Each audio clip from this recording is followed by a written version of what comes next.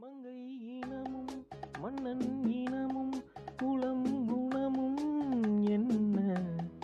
தேகம் துடித்தால் கண்ணேது கூந்தல் களைந்த கனியே கொஞ்சி சுவைத்த கிணியே இந்த நிலைதான் என்ன விதியோ இளமையினும் பூங்காற்று பாடியது ஓர் பாட்டு ஒரு பொழுது ஓர் ஆசை சுகம் சுகம் அதிலே ஒரே சுகம்